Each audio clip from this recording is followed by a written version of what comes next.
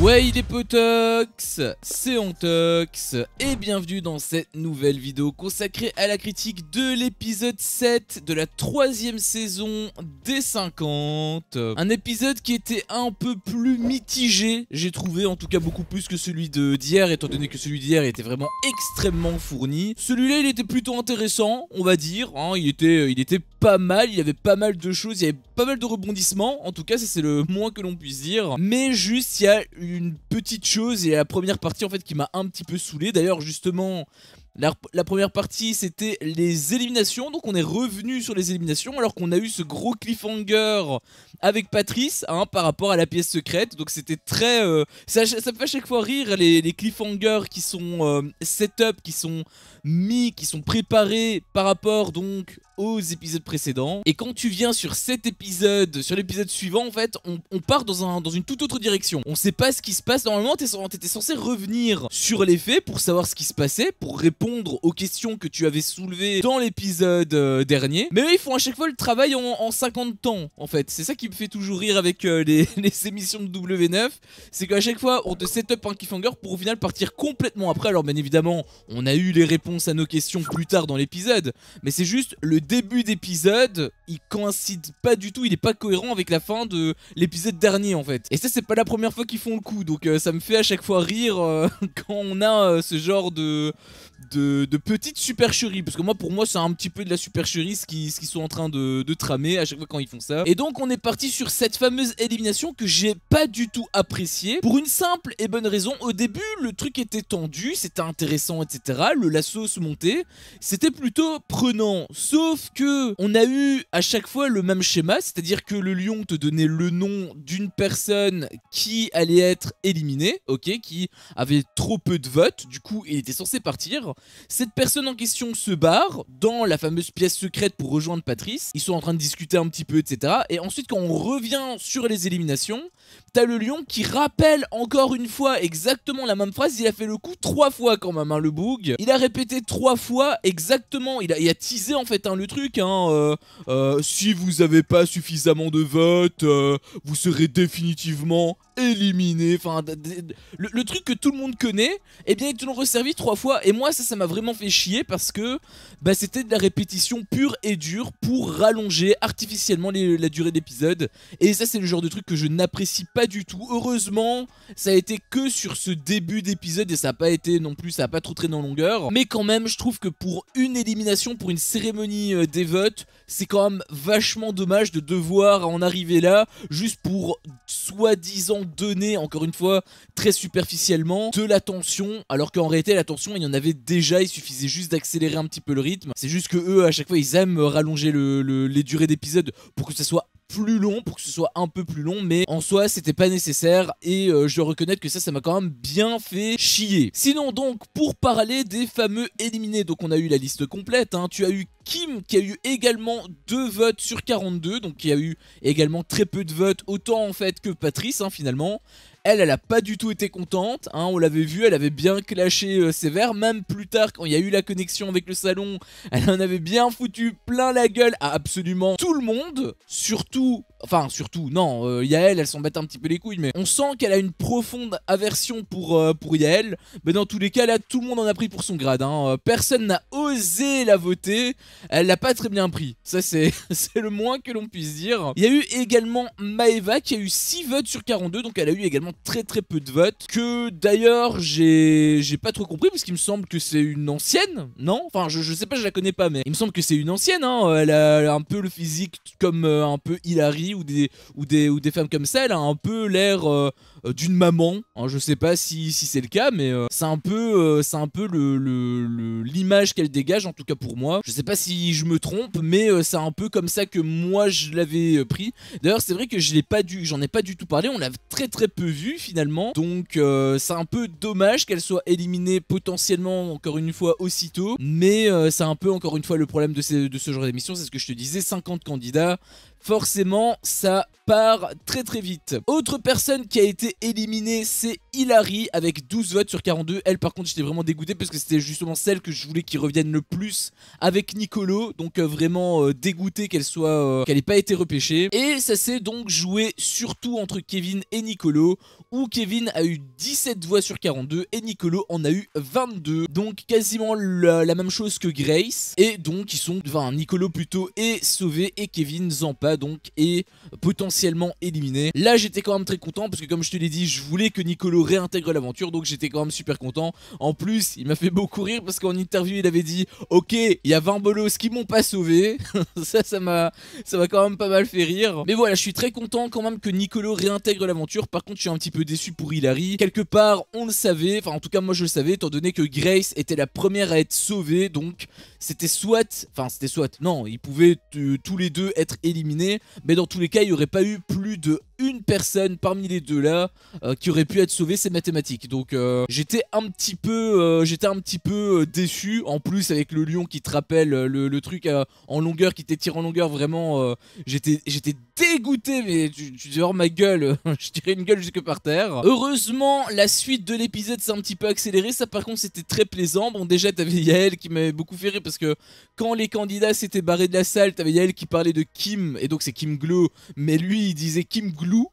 Donc Kim Glu, ça m'a beaucoup fait rire, Kim Glu. T'avais aussi Fred qui était pas contente du tout par rapport à Linda qui s'est vraiment mis pas mal de gens en dos, notamment Sephora et même la chambre de manière générale, puisqu'on avait vu aussi Oliviani et Kumba qui ont eu aussi une discussion un peu houleuse, dirons-nous, avec Linda. Linda d'ailleurs, moi je pensais qu'elle avait été manipulée à la base par Giovanni. Bon au final il a eu une dinguerie, il a eu une connerie avec Simon.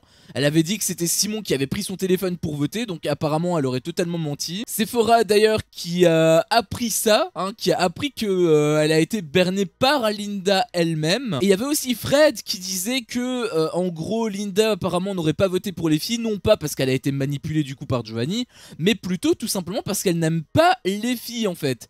Ce qui pourrait vouloir dire qu'en fait c'est un minimum prémédité. Et là en l'occurrence ça me plaît beaucoup plus. Enfin ça me plaît beaucoup plus, j'aime bien les filles. Donc en l'occurrence ça va pas dans mon sens, dirons-nous. Mais j'aime bien la logique dont elle fait preuve. Le fait que potentiellement elle veuille faire preuve de stratégie, bah, je trouve que c'est nettement plus intéressant que simplement qu'elle se fasse manipuler, la pauvre petite Linda. Voilà, ce visage me saoulait. Et potentiellement peut-être que c'est juste une façade en fait. Peut-être que c'est juste une façade et que en réalité il y a quelque chose de plus sournois qui s'y cache. En tout cas je l'espère, parce que je trouve que ce visage là est beaucoup plus intéressant. Ça fait bien plus parler bien évidemment, mais je trouve que c'est quand même plutôt intéressant. Il y a eu un gros clash d'ailleurs avec Fred sur la terrasse, donc c'était vraiment popcorn, hein. Elle m'avait beaucoup fait rire à ce moment-là. J'avais beaucoup apprécié justement cette petite répartie. Et donc Linda finalement sous ses airs de vieille femme un peu innocente, tout ça, bah, peut-être qu'elle l'est pas tant que ça. Et d'ailleurs il y a même un truc qui m'a choqué de fou. C'était à un moment donné donc elle se faisait prendre un peu la tête par la chambre, et elle disait en gros lâchez-moi la Beugeant. Je pense qu'elle avait dit un truc comme ça, mais je sais pas si j'ai bien compris, mais elle a clairement parlé Verlan là, hein. Parce que la Beugeant, on est d'accord que c'est pour tirer la jambe en Verlan, donc ça veut dire que Linda potentiellement parle le verlan, ce qui est censé être un langage de jeune. Voir une femme de cet âge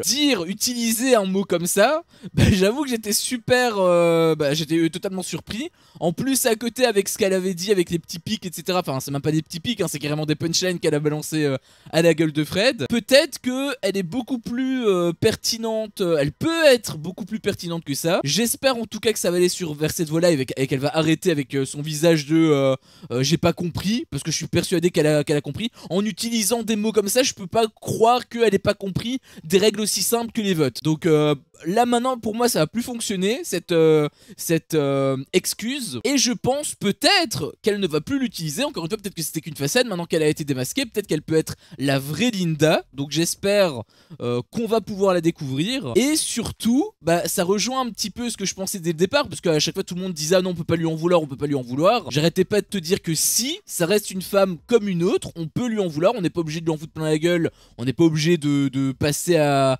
des violences physiques, hein, non plus. Ça reste quand même une personne, donc on peut rester respectueux, mais on peut quand même lui en vouloir. Elle peut quand même commettre des erreurs.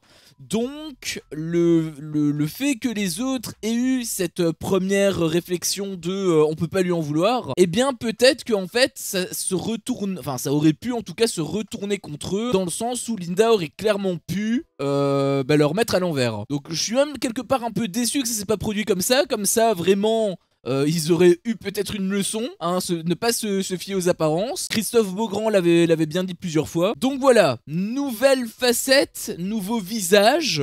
À voir comment ça va se dérouler, mais en tout cas j'étais plutôt surpris et agréablement surpris du coup par rapport à Linda. Il y a aussi Grace qui a appris pour Valentin, ils avaient eu une petite explication. Alors moi ce qui m'aurait un peu fait chier c'était que Grace s'emporte et qu'au final elle mette complètement un frein, qu'elle refuse tout rapprochement avec Valentin juste pour ça. Ça m'aurait quand même fait chier. Ça aurait été compréhensible de son point de vue, mais ça m'aurait quand même saoulé parce qu'encore une fois ça reste qu'un jeu. Et au final elle m'a aussi surpris, hein, autant que Linda quelque part, parce que elle s'est montrée très intelligente et elle a pas mis directement un stop à Valentin. Elle a été déçue bien évidemment, mais c'est pas éliminatoire puisqu'elle avait dit j'attends qu'il se rattrape. Donc ça veut dire que c'est potentiellement pas terminé, peut-être qu'il va se passer des trucs. Valentin lui-même avait dit qu'il allait essayer de se rattraper et tout, il était apparemment bon pour ça, donc on va voir. Je vais pas le louper au tournant en tout cas, mais ça promet. En tout cas je suis super content de la mentalité que Grace a eue. Ça prouve donc toute son intelligence, ça prouve également sa maturité et potentiellement ça peut également aller plus loin. En tout cas ça peut toujours aller plus loin avec Valentin, peut-être même qu'il va remettre ses priorités plus tard quand il va peut-être plus s'attacher à Grace. Après moi le truc qui me fait un peu peur possiblement c'est que Grace en fait soit un peu aveuglée par l'amour et que c'est pour ça en gros que elle l'a excusé et que donc il a une différence de sentiments entre les deux parties. T'as Valentin qui lui privilégie plutôt son alliance, donc ses potes en gros, et Grace qui elle pourrait donner n'importe quoi pour Valentin. J'espère que ça va pas se passer comme ça, parce que du coup le déséquilibre risque d'être un petit peu malsain, et pour Grace ce serait pas forcément ouf, donc j'espère que c'est pas le cas. Je pense pas que ce soit le cas, je pense qu'elle est quand même beaucoup plus froide que ça, enfin froide je veux dire, elle est elle prend plus de recul sur la situation, c'est plus dans ce sens là, donc j'espère que j'ai raison par rapport à ça, mais quoi qu'il en soit, potentiellement c'est pas terminé, en tout cas c'est pas ce que ça nous a été montré dans l'épisode, donc à voir. Et puis on a eu donc la dernière grosse partie avec toutes ces fameuses révélations, hein. Au final qu'en est-il quid de cette fameuse pièce? Eh bien on a eu plusieurs choses. Bon déjà on t'a un petit peu teasé le truc avec les candidats, là on voyait la réaction des candidats qui en fait ne voyaient pas les autres candidats, donc les candidats qui étaient sauvés, qui en fait cherchaient les candidats éliminés mais qui les trouvaient pas, exactement comme il y a eu lors de la saison dernière par rapport aux oubliettes. Ça je trouve que c'est quand même un point négatif dans le sens où si ils veulent, bon alors je pense que c'est pas leur but hein, dans tous les cas, mais ça me paraîtrait peut-être potentiellement plus pertinent qu'ils fassent comme si vraiment ils étaient éliminés, que ce soit même pas révélé aux candidats encore présents dans la villa et qu'il y ait que nous en fait qui sachions ce qui se passe en fait, hein, c'est-à-dire le jeu etc. Alors là ça aurait été un peu compliqué de faire coïncider la totale étant donné qu'il y a le fameux gladiateur, j'y reviendrai un petit peu après, mais en tout cas toute cette partie préparation, hein, parce qu'il a apparemment un jeu avant entre tous les éliminés, et bien potentiellement ne pas le montrer aux candidats, juste nous le montrer à nous et ensuite avoir la révélation pour les candidats. Je pense que ça ferait monter plus la sauce, que nous on connaisse déjà la vérité et voir ensuite la réaction des autres candidats. Ça m'aurait semblé plus pertinent, plus cohérent également, parce que du coup les candidats resteraient toujours dans la même optique. Ok ils ont été éliminés, donc ça voulait dire qu'il fallait qu'ils préparent leur valise etc, qu'ils se barrent, simuler vraiment le truc, un peu comme je t'ai dit avec l'épisode 2 avec Jonathan. Je pense que ce serait beaucoup plus pertinent de camoufler en fait le truc pour renforcer l'effet révélation par rapport aux candidats et donc nous faire nous amplifier en tout cas le côté émotionnel. Je pense que ce serait plus intéressant. Bon ils ont choisi de faire ça, bah du coup c'est exactement comme l'année dernière, donc nous au final en plus comme on le savait déjà avec l'épisode d'avant, bah il y a absolument aucune émotion qui en dégage hormis le fait de bah qu'est-ce que c'est que cette pièce, mais en même temps ça fait depuis l'épisode dernier en fait qu'on attend ça, donc au final d'un point de vue rythme, c'est pour ça que je dis ça, d'un point de vue rythme, c'était un petit peu plat. Ça a commencé quand même un peu à monter avec la petite mise en scène. Il y avait une petite mise en scène où on voyait en gros Amélie qui était en gros la grande révélation. Elle en a imposé d'ailleurs, hein, je trouvais.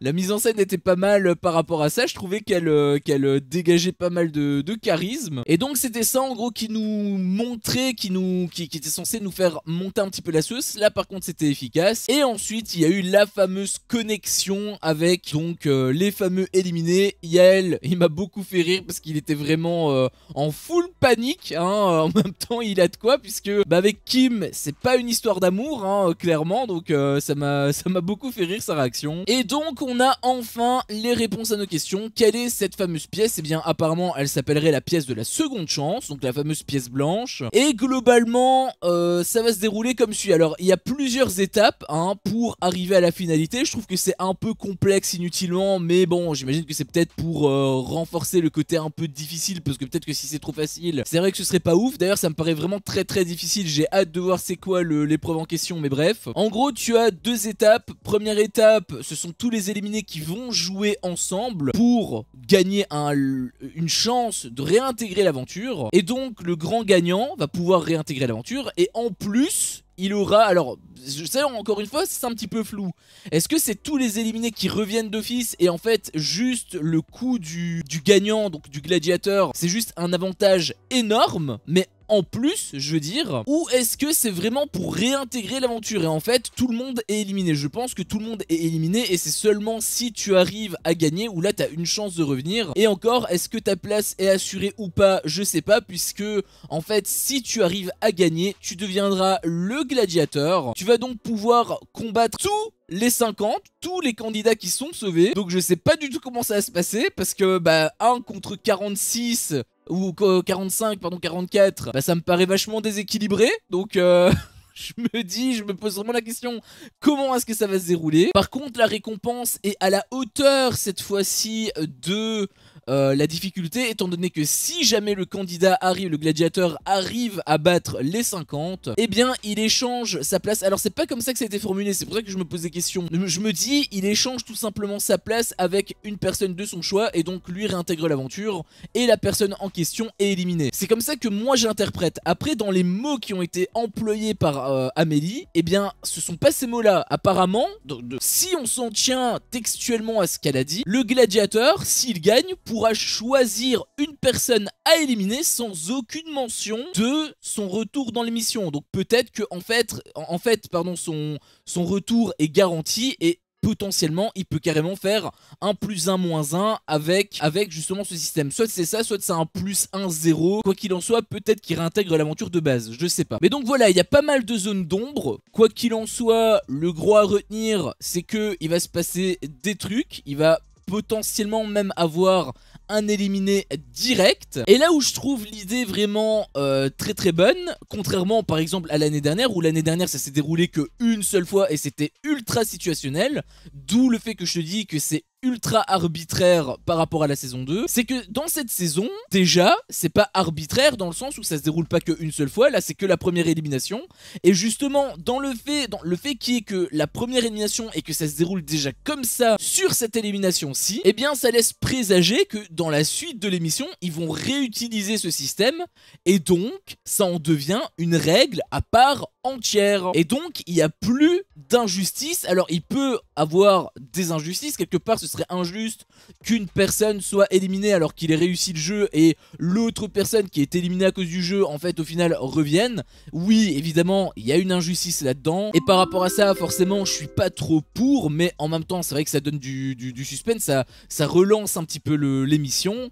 Mais dans tous les cas, là où je mets un point d'honneur, c'est surtout dans le sens où, eh bien, c'est pas arbitraire, c'est pas la prod qui se sont dit « Ah ouais, en fait, il y a deux clans, on va garder cette rivalité, donc on va utiliser nos pouvoirs magiques pour pouvoir les sauver. » Hein. C'est ça, moi, que je m'étais beaucoup plaint dans la saison 2. Je t'invite encore une fois à revoir soit les reviews, soit le bilan par rapport à ça, si tu veux mon avis complètement. Mais c'est vraiment ça, moi, qui m'a saoulé. Là, en l'occurrence, ce sera pas le cas. Enfin, ça sera le cas, mais ce sera pas prémédité. Ce sera pas en fonction de l'humeur de la prod et en fonction de l'intensité qu'il y a. Là, c'est vraiment n'importe quel candidat peut avoir une seconde chance. Et là, c'est là où je me dis c'est beaucoup plus équilibré. Bon, bien sûr, voilà, encore une fois, pour la personne qui va être éliminée, ce serait dommage pour lui. Vraiment, ce serait même affreux réellement parce qu'il se ferait éliminer. Mais imagine Kim arrive à se faire repêcher, elle arrive à être gladiateur, elle gagne et elle élimine Yael. Alors que c'est elle qui a été éliminée dans le jeu et pas Yael. Bien évidemment, il y aura une injustice par rapport à ça. Donc pour moi, bien sûr, c'est pas forcément la meilleure idée. Mais dans tous les cas, ce qu'on peut pas leur enlever, et ça je pense que c'est indéniable,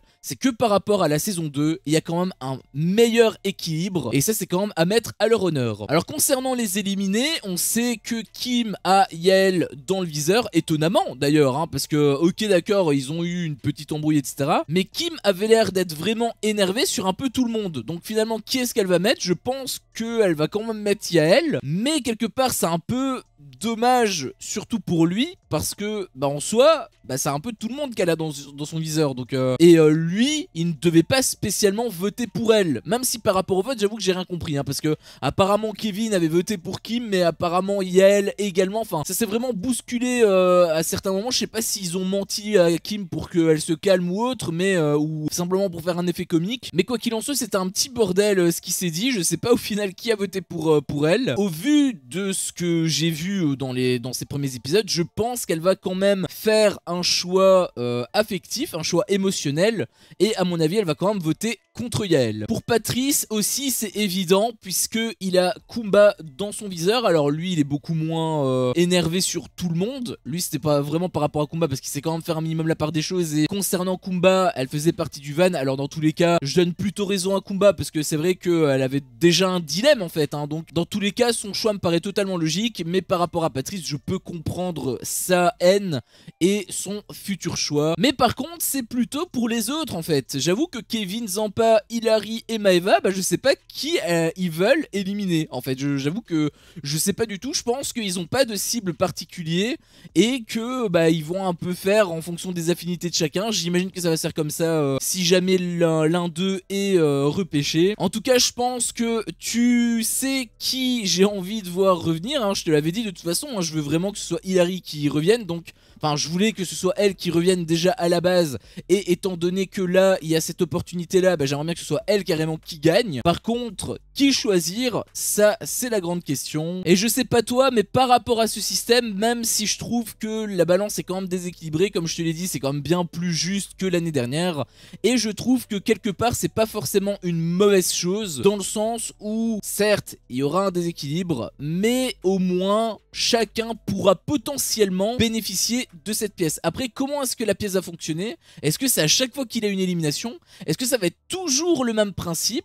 Est-ce que tout le monde peut revenir dans l'émission ou c'est juste le gladiateur qui revienne? Et est-ce que son retour est garanti ou il faut quand même qu'il batte les 50? Tout ça, ce sont des questions que moi j'ai. J'espère avoir les réponses incessamment sous peu et donc j'attends bien évidemment la suite avec impatience. Sur ce, c'était mon avis sur cet épisode. Si mon contenu te plaît, fais-le moi savoir en me laissant un énorme pouce bleu. À chaque fois que je vois ça, je vois que mon contenu plaît et donc moi ça me motive à continuer. Si t'es pas encore un potox, qu'est-ce que tu attends pour me défoncer ce gros bouton rouge? N'hésite pas à activer la cloche pour ne rien louper et je te dis à la prochaine pour une prochaine vidéo. Ciao.